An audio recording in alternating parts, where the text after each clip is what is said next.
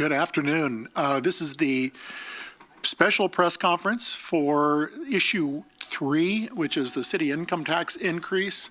This is a press conference this evening at 5:30. From 5:30 to 6:30 in the community center will be a town hall meeting to continue to discuss the income tax increase in the city of Athens. Just as a little bit of background, because I know there's a lot of confusion out there with the city's current income tax, which is 1.95%. That also includes non-operational levies. So that includes our safety levy, which we were able to use to build the new fire station headquarters, and slowly start adding amenities to a fire training facility, which is at the end of Kenny Drive. It also includes the recreation levy, the Arts, Parks, and Recreation levy, which is what we use to build the new city swimming pool and to continue to add amenities to our recreational services. Those are not operational levies. We can't use that money for salaries for personnel, which makes up somewhere between 80 and 85% of our general obligation revenue that comes into the city. So the city's current income tax is 1.6. The overall tax, like I said, is 1.95. This particular income tax increase would increase by 0.3%. So it would bring the city's overall income tax with levies up to 2.25 for the city of Athens. As I mentioned at our last press conference, the lion's share of our general obligation revenue goes to paying for our employees. And that would be, again, all of our firefighters, our police department, the code office, the engineering and public works, a lot of our street crews. It does not include the individuals who work down at the water treatment plant or the wastewater treatment plant. Those salaries and benefits come through our water and sewer rates, which is proprietary funding that goes into, that keeps those city amenities going. We've noticed in the state of Ohio that while the Ohio economy has grown by 24%, over the past 15 years, Athens' economy has grown much more slowly, with only 8.6% growth here in the city of Athens, in Athens proper. The other thing that I mentioned at the last press conference, which hasn't changed, is that since 2008, Ohio universities' withholdings have been approximately 42% of the city's income tax. In 2023, they are 29%. So that revenue has diminished. Now, while we're very active in promoting economic development in the city of Athens to include Memorial Healthcare System Hospital on Columbus Road, as well as other businesses that have migrated into the city some time ago, with Menards coming into the city, which was during my administration, has produced over 200 jobs. Memorial Healthcare System will be approximately 160 new jobs with an annual salary, average salary around $130,000, which again would all be taxable revenue coming into the city. One of the biggest jumps that we've seen in the city is the healthcare costs. I think everyone has seen these. This isn't a citywide issue. This is a statewide, nationwide issue that we're seeing. It's increased by over 58% over the past 15 years when you adjust for inflation. The 0.3% income tax increase will generate about $2.6 million per year, which there's some graphs that the treasurer has put together, which basically shows what things will look like without the levy or the income tax increase happening, and how we're going to be running at a deficit for years to come under the current increases in salaries and healthcare costs in the city of Athens versus that of having the income tax increase take place, it keeps us healthy. And looking at his graph, which we'll produce those and have those available for this evening, running out to 2030 and beyond. The other things, because this has come up, that people are asking, okay, so if it doesn't pass, what are some of the things we can expect? We've been planning this year and looking at what would we have to do. What we would end up seeing is having positions not filled in the future. So we would base things on attrition. As an example, the fire department has 3 individuals who will likely be retiring or close to retirement over the next 12 to 18 months. And without the income tax increase, those are positions that we would just hold in abeyance and not fill those positions. The same holds true for the police department, and likely a person or two as they retire with the street department, which does a lot of our annual repaving or works with our contractors with the annual repaving.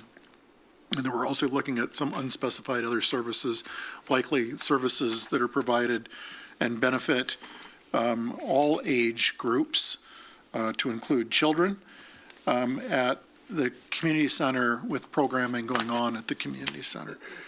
I'm going to stop there because a lot of this is information that I've provided last week, and there'll be more information, similar information that comes out this afternoon or this evening at 5:30 at the community center. But I want to open it up for any questions that there might be. If you'd go up to the podium, state your name.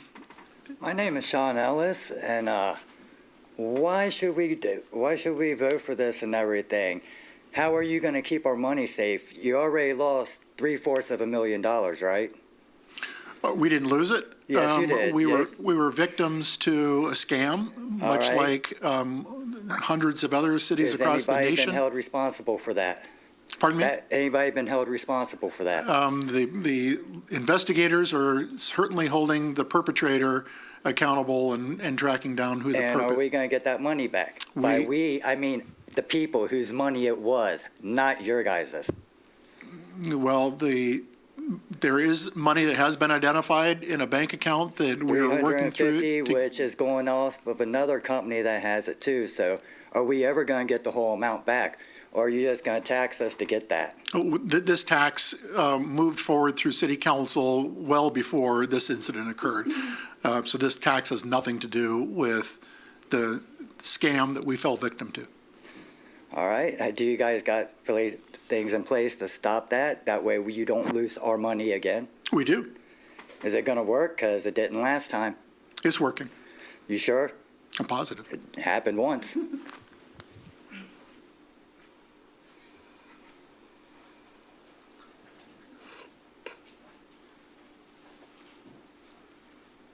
Hi, good afternoon. I'm Brent Hayes. I've done some development around Athens and still have a couple businesses here. And as far as the sales tax, I learned something, I think it was in 3rd or 4th grade. It always amazed me, it was 0. And I remember the teacher saying, Brent, 10 times 0 is 0. And I said, well, what about 100? Well, it's still 0. Well, how about 1,000? Well, it's still 0. A million, still 0. And it always amazed me.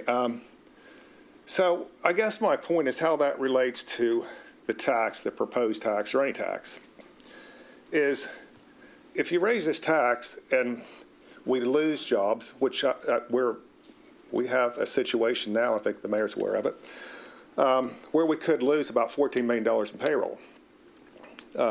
Maybe a 50-50 chance that's going to happen, maybe a little more than 50-50.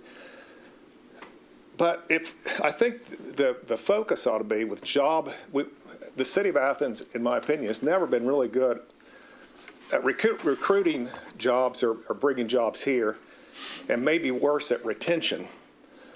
Now that affects, a lot of the people that pay. I have to pay this tax, and a lot of people have to pay this tax that work here, but they can't vote on this tax.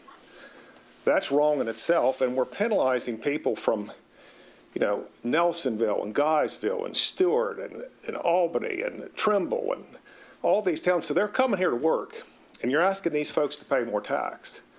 Some of these communities don't even have sanitary sewer. So they're paying their tax here. They're going home where they might not have sewer or maybe not clean water. A lot of times no internet. Those are a lot of the people, that's the backs it's falling on. And the things that are, that the city, the county's getting some, infrastructure and sewer and where we can have some development there. But the Athens city's name holds back our county. A lot of times we'll go to conferences, you get Athens out and it's like, wait a minute, why would we come to Athens? And then you got to explain, now wait a minute, the city and the county is a little different. We seem a lot, focused here on things happening that's not effective, that things don't affect our city as much, whether it's state, national, or even world issues.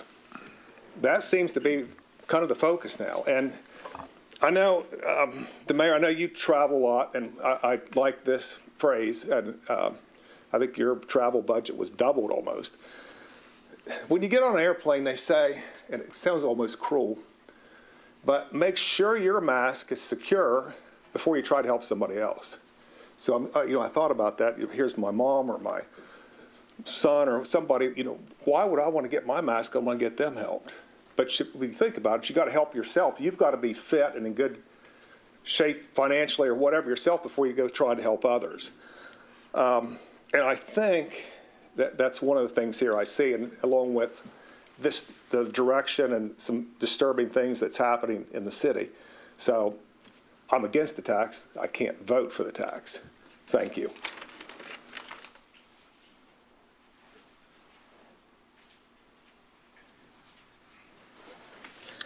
My name is Barbara Stout, and I am a resident of Athens and a business owner.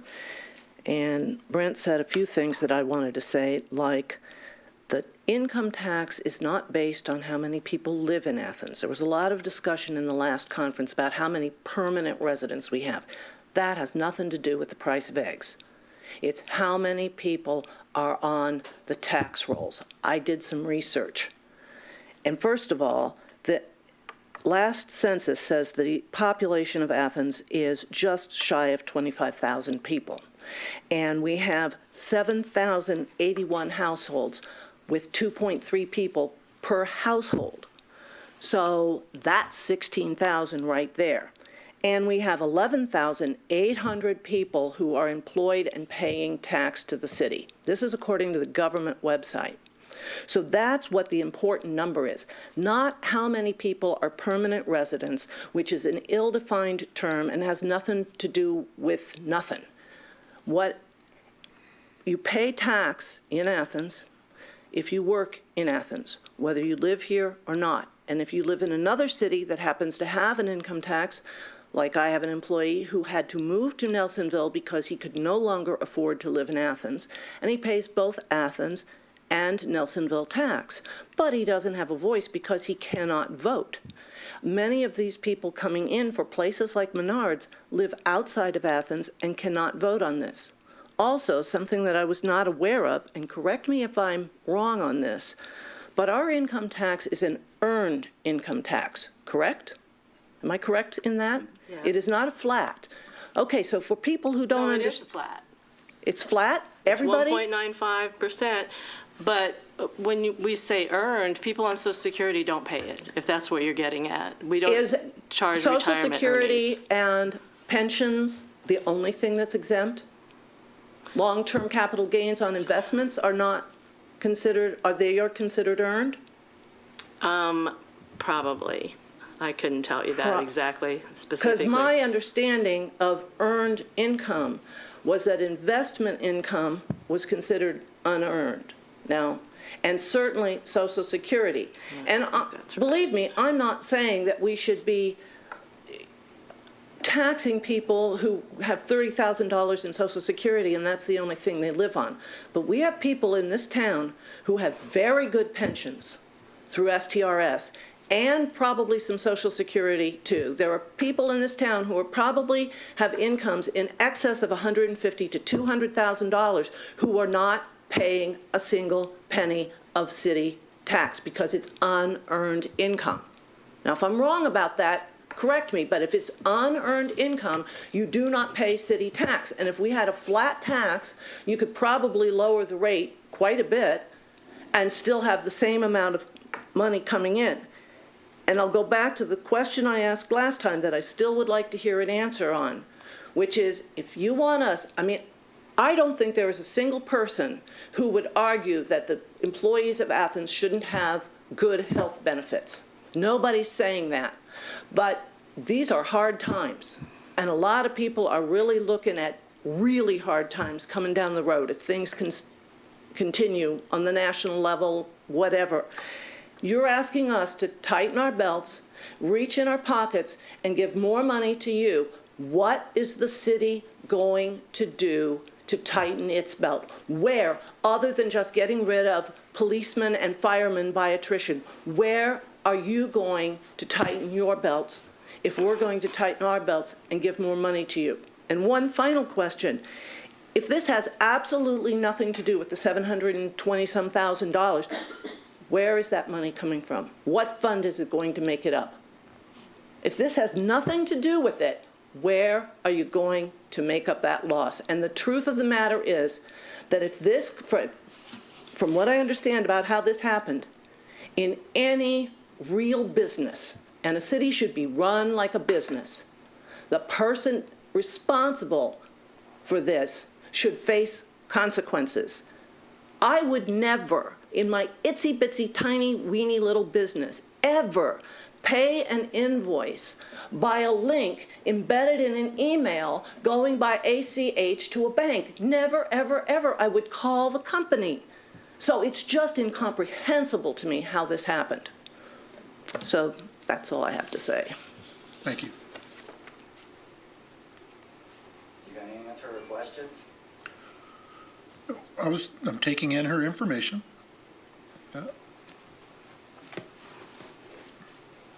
Anybody else? I could comment on one thing. When you talked about, I'm the one that brought up the how many residents we have. We weren't talking about who's paying taxes.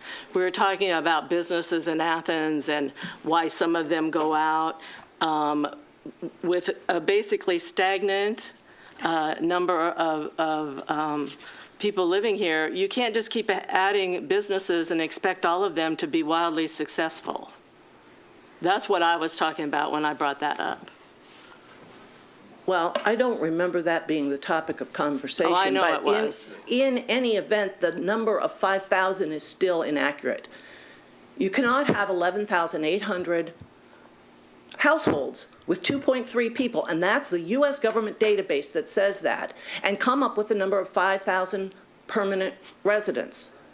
And define permanent. There are college students who come in here and stay for 12 years. And there are people who come in here for jobs and leave after a year. So define permanent. It's how many people are living here, which the U.S. Census says is just shy of 25,000 as of 2024. Well, OU claims they have about 20,000 students. They're not residents? Yeah, but when you talk about permanent residents, it's, you know, there's no reason for us to get in this discussion. I don't think that's necessary right now. But It is. I want to know too. we're talking about businesses. You know, really what we want to talk about is our tax levy that is needed. Is it the business paying it, or is the people paying the income tax? It's the people paying the It's income both. tax. Well, It's both. both. Yeah, at the end of the day. If you work or live in Athens, you pay income tax. If you own a business in Athens, you also pay income tax. It's both. If you own rental property in Athens, but you live outside of Athens, are you paying income tax on your income from the rental property? Yes. It's being a landlord is a business. Even if you're incorporated outside of Athens? If your property is in the city, yes. If you're doing business in the city. So another thing, income tax. So all the money OU makes off the football games, concessions, and everything, is that being taxed to the city? We can't talk about that. Well, Why and can't you? Because we're not allowed to give out income tax information on anybody. Same with the IRS. We can't tell you who pays taxes, how much So they you pay. just don't want to tell us that they don't pay any income tax. I can't tell you that by law. But what we can say, and you're kind of hinting at this, and I know this was mentioned earlier, is, not to confuse sales tax with the city's income tax. Right. We don't, the minuscule amount of state sales tax that we receive is paltry in comparison to what our general obligation revenue comes from, which is the income tax in the city, not the sales tax. The city also receives a small amount of revenue from the gasoline tax, which goes directly to our street improvements. Within, That is higher than anywhere else in the state.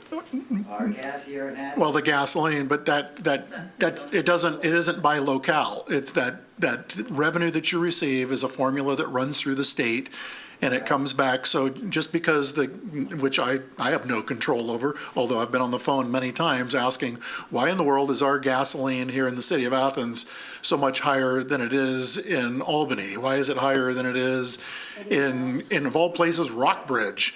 But it is. And so again, the city doesn't control the price setting or the price fixing or whatever you want to call it for the gasoline in Athens. The formula that comes down from the state for the gasoline tax, much like the wheel tax, it's a small amount, much like the local government fund that the city used to receive, which was just south of $1 million annually that we would receive, and that's based on liquor sales and other sales, and that has gone to as low as $280,000, $290,000 a year that we're receiving because it kept getting whittled away. It has now just recently gone back up to 1.7%, and hopefully if we can get the State House to approve, it'll go to 1.75%. But what that translates to is about $450,000, almost $500,000 a year that we receive from that sales. The other sales tax that we were promised through a ballot initiative at the state was what's called the Home Community Cannabis Fund, which was for when you have dispensaries in your community, 30% plus of the 10% excise tax goes back to the host, it's not home, it's host community cannabis fund. And the city of Athens would have received about $350,000 a year from that fund, but that is being messed with at the state level right now to where, we may never see that money. It may stay within the state, or it may come back to the cities in a smaller amount for a 5-year period of time, and then it goes away. So that's not money or revenue that we can plan on at this point in time, especially if it has a sunset clause of 5 years out. I can't plan around that. I certainly can't plan around that for helping with our salaries and benefits for the city of Athens. That's poor management to sit there and look at a grant or short-term monies to sit there and offset the ever-increasing costs of employment and healthcare in the city of Athens for our employees. Which I would just say brings up a point when you're talking about the state, to Mr. Hayes' point. I would agree, the city of Athens does focus on a lot of things sometimes outside of the city of Athens, but I think that's a little of the reason why, is we're trying to pay attention to what's going on around us too, because what goes on around us will affect us, and especially at the state level right now. There is so much legislation going through the State House that's just aimed at trying to take away from small communities, to bring all the tax dollars into this. If you really look at the legislations, what you're finding is what they want to do is they want to bring all the tax dollars into Columbus, and then they'll decide how they divvy them up. And that takes away from us, because do we get our share of that? We don't know. And that's the marijuana law is the perfect example. Voted on by the people of the state of Ohio, unanimously passed like crazy. And 1 year later, the legislators in the state are already saying, well, let's tweak this. Let's not give that money to Athens. Let's not give that money to these communities. So that's a little of the reason why sometimes I think a lot of the people here are focused on what's going on outside of Athens, but I understand your point as well.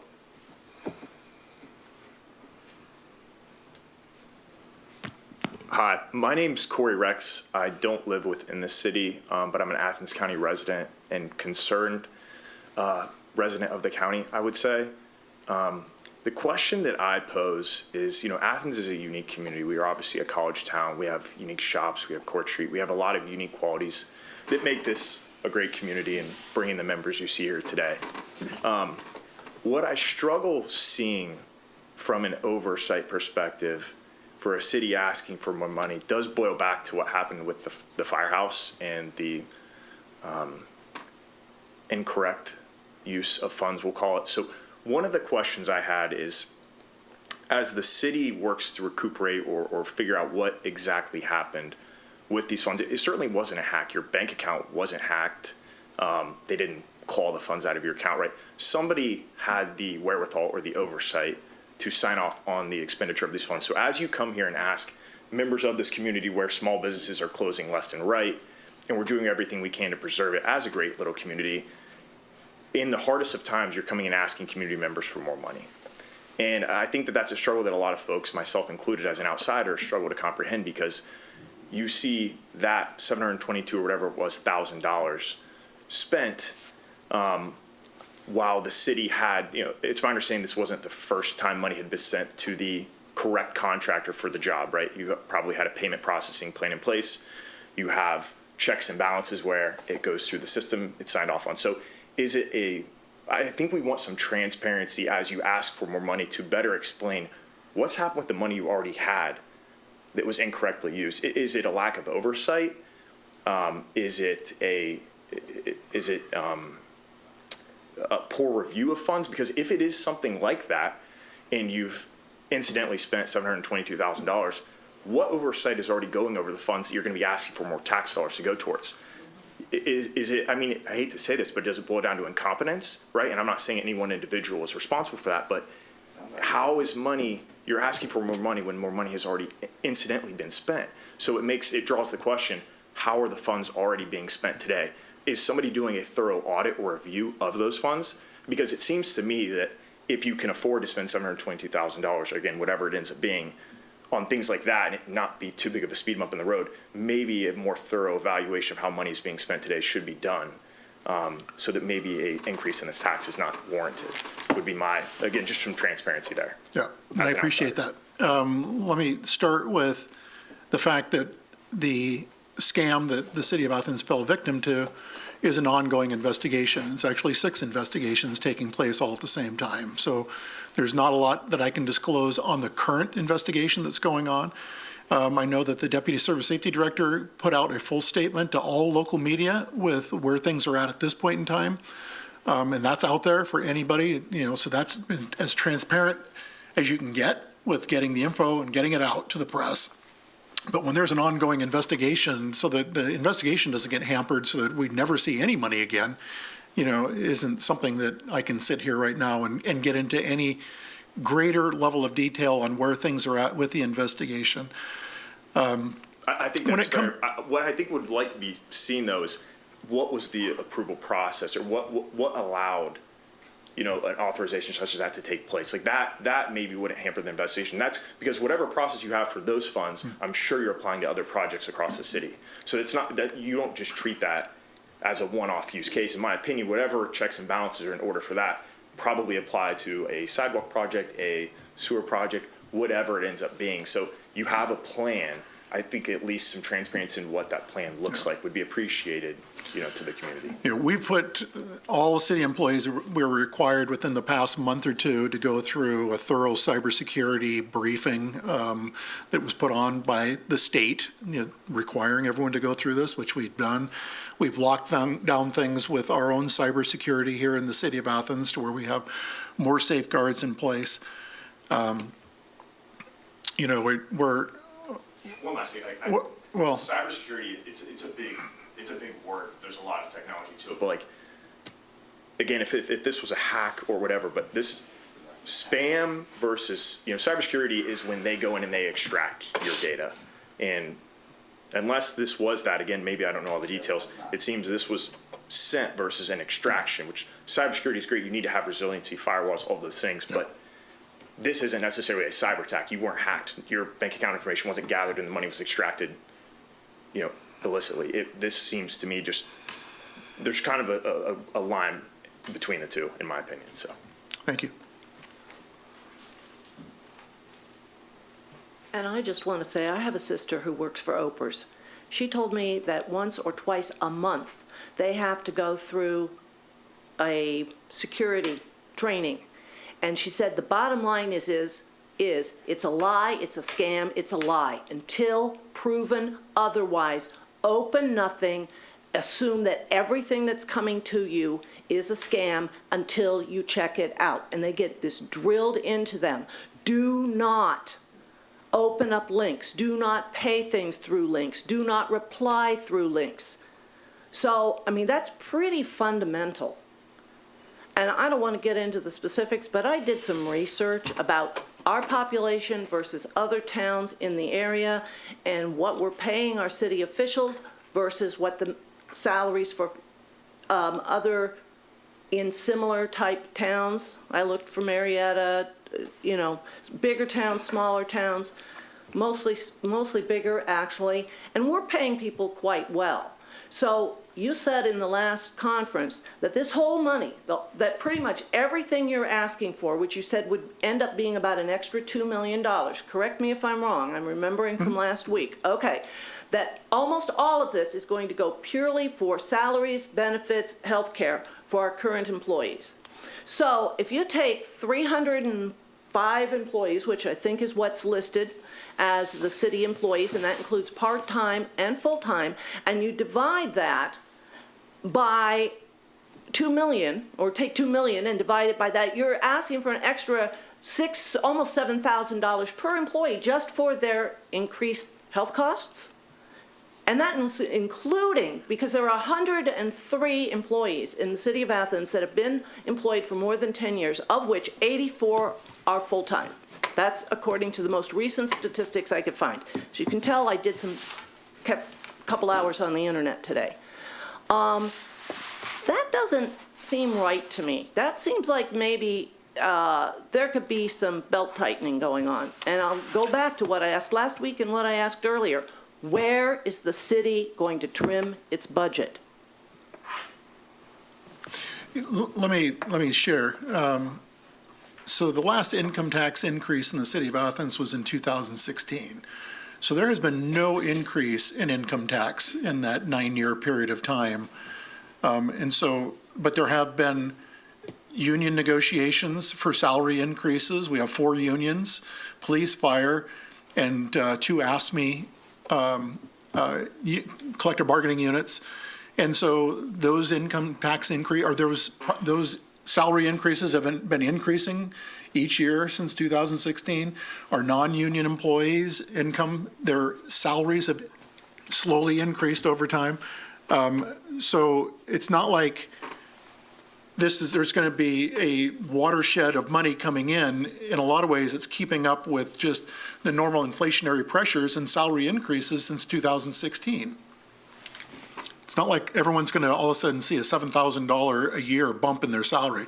That's just not how things work in the city. I wasn't implying that, but I was implying that maybe the salaries and the number of people employed could be trimmed without getting rid of fire, without scaring us by saying it's going to be fire and police. I mean, I also compared numbers of employees by the city, from city to city. We're not really tight. I cannot believe that there are not places that could be trimmed. And personally, if I knew that the city was trimming and was looking at things and was doing it like a family household budget, I would be much more inclined to vote for this, because I am all for treating employees fairly. All for it. Okay. Thank you. Oh, I was going to say. How you doing? Andy? One, thanks for coming. Thanks for holding this. I have a disconnect with this. I just don't feel comfortable with this. I own a business that in the middle of May will start its 100th year of being in business. I'm extremely proud of that. I have 5 people working for me, of which none of them live in the city. My business, I have to file a business tax return for the city of Athens. Makes a lot of sense. I'm cool with that. However, each one of my employees, we all pay a city income tax. And here's where the disconnect comes. You know, I've come to a lot of city council meetings and other type of meetings recently, and it seems like the city seems really engaged in some issues that I don't think the city should have much influence on. Now, one of the, and I'll transition a little bit because I want to bring up what you said about how the state is growing at 20-some%, but our city's only growing 8% business-wise or something like that. Over the last couple months, there's been a lot of talk about low-income housing. Low-income housing, I'm all for it if we have a pathway to prosperity. But our city is not looking, in my opinion, for these pathways. You mentioned that, did you say Menards has 200 jobs? Give or take. Really? That many? That's kind of... Walmart has like 100 or 260 jobs. I mean, that's, Okay. No, I didn't bring it with me. But then the city, but you said that the university had they decreased what they're paying their people, or they cut their salaries so much that that revenue has been significantly reduced for the city? Yeah, Andy, to that point, I don't know the cause for the shift from 40% down to. Because that's substantial. It is substantial. Yeah, I can only imagine. It is substantial. And again, I don't know how much is protected by, as the auditor was indicating, there's certain things about income tax that she can't talk to. And I get and I don't ask. Other than those are just raw numbers when it comes to income tax. Okay. And then, so my disconnect comes in what I was talking about, a lot of the things that the city kind of really gets into. And I'm going to go back to a city council meeting that I attended where we were a group of us were last to speak. It was about the war in Gaza and Hamas and I can say that nobody wants war, but the city of Athens the city council spent an hour and 45 minutes on that topic alone. And to be honest with you, some of those people were threatening, like Beth Clodfelder was threatened, and nobody stopped it. And I just found it was awkward. But after that meeting, I was verbally attacked by a sitting member of council. You were not here at that meeting. I happened to be talking to Sam. And I was told that I looked like an a-hole for bringing a bunch of rich people to complain about money at the city council. And I mean, it still grates on me because, we don't have a voice at the ballot box. But fortunately for us, we can come here and have a voice. So my disconnect, and I think my disconnect is shared by a lot of people, is the fact that a lot of times what goes on in the city doesn't reflect what the people who might work within the city and has to pay taxes to that. It doesn't reflect, how we feel. And it is real tough. And I mean, I have no ability to vote for this or against it, but I probably will have a sign out in front of my office basically suggesting, hey, think again. Because I'm a very active voter. I've missed one election, and it was a primary election when I was 19 years old. Other than that, I have a flawless record of voting in every single election because I value it. Our men and women fight for that right for us, and I, by golly, should be one to step into the ballot box. But just the concern I have for some of the direction, some of the feel-good stuff that, that kind of goes on in city council, it really bums me out. Because we do have a city to run, and it is a business. It is a business. But I do want to say I thank you all three for showing up at this, and I appreciate it. And any comment you have, I'd appreciate it. Thanks, Andy. Thank you. Can I make a few comments? Sure. Thanks, Andy. You're welcome. I kind of forget. Oh, I know. One thing I wanted to tell you is that we don't set the rules about how we collect income tax. It's set by the state. So if you want to go in and find out exactly what is taxable income and not, it is in the Ohio Revised Code, section 718.01. Okay, so I can't recite that right now, but if you want to go in and look, since you're doing research, that'll tell you what we can and can't. All these other rules that, I'm talking about are the same thing. These rules are set by the state, and so how we do it, who we do it, is not really up to us. And another thing, when we talk about cutting, I don't disagree with the idea of cutting your budgets, but you know, one thing that I would be very uncomfortable doing is going to people and saying, if you want to keep your job, we're going to have to cut your salary. Because as we all know, everything else has gone up that they're paying for. And just to give you an idea of what we're looking at, when we say that employees are our biggest source, it's in the general fund, which is police, fire, code, municipal court, all the administrative offices that we're in. It's a $19 million budget total. Of that, 15 million of that is for personnel services for employees.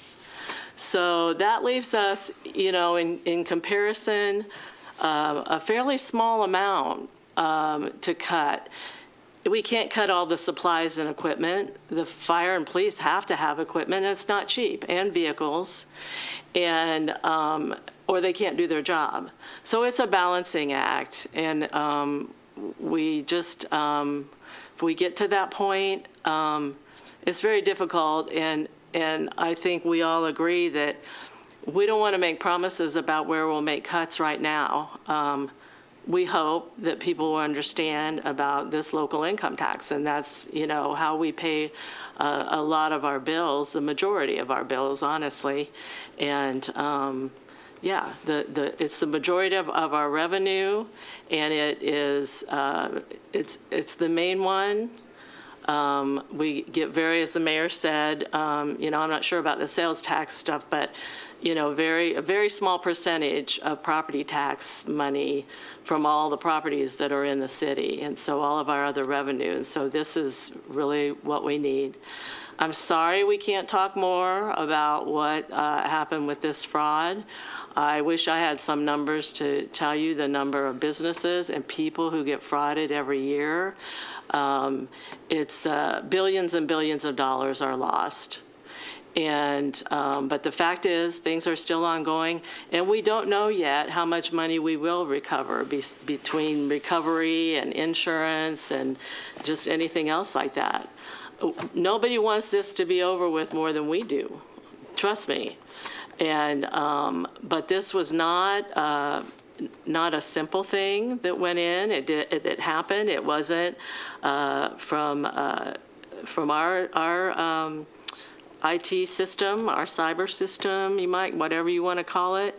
It didn't happen there, and so it's extremely unfortunate. And you know, I've had sleepless nights about it, but again, we really just can't talk about it. We got delayed in our initial efforts to find out what happened as quickly as we did, because we discovered it pretty quickly by information leaked that ended up in the newspaper. Well, when that happens right away, well, it's actually not the paper, it was the online, you know, media. And I understand people have the right to know, but that really set us back as far as our ability, because that's a big old flashing light to the people who did it, say, oh, hey, let's grab that money and get out of here, kind of thing. And it just made it all that much harder. But we've done everything. We've had the FBI involved, Homeland Security, our own police, everybody possible investigating this situation. We've paid for people to examine the bank accounts, and we've paid for attorneys. We've done everything that we can. The likelihood of this happening again is pretty slim, and we have changed our policies. However, I wouldn't dare try to promise that won't happen. It happens to people all the time, and businesses and everything. It happens every day in this country. And, you know, it's not as obvious as people like to think it is when it happens. And I'm really sorry that happened, and I'm sorry, but you know, we were asking for this. We could see where our budget was going, and our revenue and expenses are going to crisscross around 2026, and we needed this money before that happened. And that said, we don't know how much or where exactly that money will come from. But that isn't the plan to replace that frauded money. The plan isn't this money. This money is to keep our services going nobody wants potholes on their street. They want all kinds of things taken care of, and I want that police and fire to respond quickly when I call. And it's just, it's a balancing act. I have a fundamental math question. You said, if I'm correct, you said that the percentage of the city's income paid by Ohio University went from 40% to 29%. That means out of the total, did the total amount of money coming in, and this is a question you should be able to answer because I'm not asking about a specific person, the total amount of money coming in from income taxes, did it go down by 11%? Or is just the percentage of that amount that's coming from the university going down, which doesn't necessarily mean that the university is putting less in. It means it's a lesser percentage of the total. So which is it? It's a lesser percentage of the total. So it's not necessarily going down what they're giving us. It's just a lesser percentage of the total. That's correct. That's correct. But with that, it's flattening out in terms of, I shouldn't say flattening out, but the increase in our income tax coming in the city isn't at the same level of increase that it has been in the past. It's increasing, but it's not increasing at the same rate that it was before. And my administration, I said this once, I'll say it again, has been very open and proactive. When Scott Cantley came to the city of Athens and said, we would like to build a new freestanding emergency room hospital in the city of Athens that's going to generate 160 jobs, I was all on board. So absolutely. Years before that, when Menards, who, you've got people who contend, we don't need big box coming into the city of Athens. I would contend it's jobs, and so when Menards said they wanted to come and build out on East State Street, Mr. Hayes, you were involved in that because part of that was the property in which you owned at the time, along with other property owners. And it was, making sure we could provide the proper utilities for that particular facility, which to me was great. This is another way to bring prosperity and revenue into the city. So if the university's contribution share is going down, that would seem to indicate that what you're doing has been successful. It bolsters your point because the university's not lowering the amount of money they're giving in. It's a smaller share because the pot has gotten bigger. So I'm not arguing with you about Menards or Walmart's, or I love Marietta Memorial. It's the best emergency room in town. But what I'm saying is, obviously, the tax base is going up. You have two ways of getting more money. You can tax the people more, or you can get more people to tax. And obviously, you're getting more people to tax, and it's the number of taxable people that is germane to the issue. I would add another side to that story. Ever since COVID, and I can't be even as specific as the mayor has been, a lot more people work from home, more than any of you in this room would realize. And if they don't live in the city, they're not paying even though they work for a company in the city, such as OU, they're not paying any of this income tax because they live outside the city limits and they work from home. And that trend has really changed, in the last few years. So that has also affected our income tax revenue. That's probably all I can say about that. I think the only thing I would add to a little bit of this discussion is, one thing when we came up, and again, we have been talking about this since, I feel like this time last year, the discussions just kind of started talking like, we should start thinking about this, is, anybody that runs a business knows, you can't, income or job creation, I can't tell you what that's going to be in the next year or two. You don't know. You hope for the best. You don't know. But the reason this came before council and the reason we just presented it to council and said, well, this is something we should think about, is what we do know is we do know what the union contracts say in terms of the salary increases. And we do know what the increases would be to our non-union people that we've tried to be consistent with over the years. So when you look at those, what I'm going to call real numbers, we know those things, and we see the growth, how those are growing, and then we compare that with what we think is growing with the income. That's where we get a little bit nervous, and we say those lines could cross at some point. So again, this is, when people ask like, why was this brought up? That's why it was brought up, is we look at what we say, these are real numbers, these are real things that we know are going to happen. We know in 2026, the increase to this union is going to be this much, the increase to that is going to be this. It's a guarantee, shouldn't say a guarantee, but we all, I think everybody in the room accepts that healthcare coverage is not going to go down anytime soon. It's probably not even going to hold flat. So there's certain things that we can bank on that we know are going to happen. Job creation, new businesses coming in town. We want to push for that. We have pushed for that. Marietta Memorial is, I think, the best example we have recently.